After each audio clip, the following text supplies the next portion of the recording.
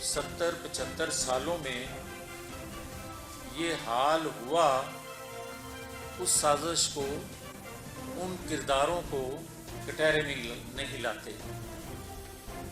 یہ کوئی طریقہ نہیں ہے کہ آپ ہر 5-10 سال بعد یہ کہہ دیں کہ مٹی پاؤ آگے چلیے۔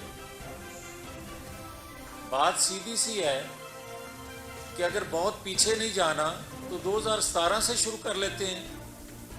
2017 میں ایک چلتا پھلتا پھولتا پاکستان کس نے ڈبویا اور اس حال کو پہنچایا؟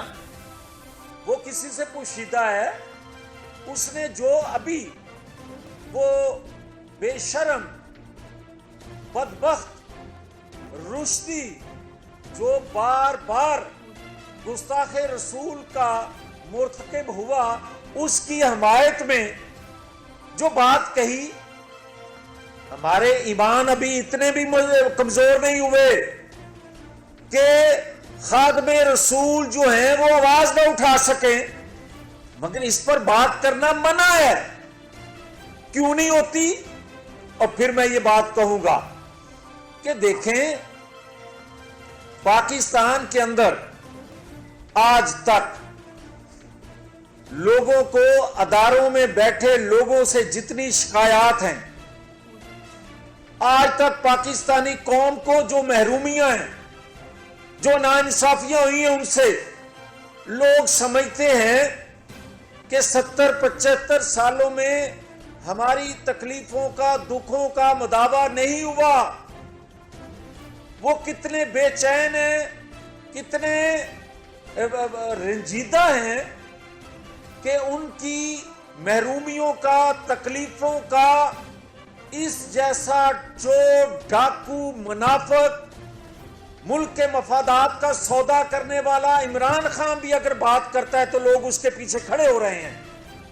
اور اگر یہ حق کی بات، لوگوں کی محرومیوں کی بات، لوگوں سے ہونے والی ناانصافیوں کی بات، 2 وقت کی روٹی نہ کھانے والوں کی بات، اور پاکستان کے اداروں میں بیٹھے لوگوں کی طرف سے ہونے والی ناانصافیوں کی بات، اگر وہ لیڈر، وہ قیادت جس کے ساتھ خود ناانصافیاں ہوئی ہیں، خود زیادتیاں ہوئی ہیں، وہ سچا لیڈر اگر کچھ حقیقت سے پردہ اٹھا دے، کوئی بات کرنے لگے، تو پھر پاکستان میں کیا عالم ہوگا؟ پالیسی سازوں کو یہ سوچنا پڑے گا کہ ہم کدھر جا رہے ہیں۔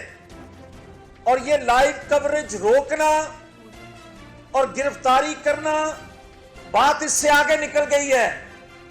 بات سیدھی سی ہے کہ اگر 62-63 پر درجنوں ارکان اسمبلی لائف ٹائم تاحیات نااہل ہو سکتے ہیں، 10 روپے چھپانے پہ، ایک اکاؤنٹ آپریٹ جو نہیں وہ کر رہے اس کو نہ بتانے پہ، تو آج پھر کون ہے جو توشہ خانہ ثابت ہونے پر 62-63 ثبوت آنے کے باوجود، چیف الیکشن کمیشن کے فیصلے کے باوجود، ثبوتوں کے فیصلے کے باوجود، کیا جو 8 سال بعد الیکشن کمیشن کا فیصلہ آیا ہے، مزید 8 سال ان چیزوں کا انتظار کیا جائے گا؟ نہیں، اب مکمل ملک نہیں ہے۔ اس لیے کہ ہم سمجھتے ہیں، ہمیں درد ہے اس پاکستان کا، ہمیں تکلیف ہے اداروں پر جب انگلیاں اٹھتی ہیں۔ اداروں پر انگلیاں اٹھنے کا مطلب یہ ہے کہ آپ ریاست کو غیر محفوظ کر رہے ہیں۔ مگر بدقسمتی یہ ہے کہ ریاست میں بیٹھے لوگ اپنے اختیارات کو اپنے تحفظ کے لیے تو استعمال کرتے ہیں، ریاست کے لیے استعمال نہیں کر رہے۔ اور میں یہ بات بار بار اس لیے دہرا رہا ہوں کہ ریاست کبھی شخصیات کو دیکھ کر فیصلے نہیں کرتی، रियासत कभी पॉपुलर अनपॉपुलर मेरिट नहीं बनाती।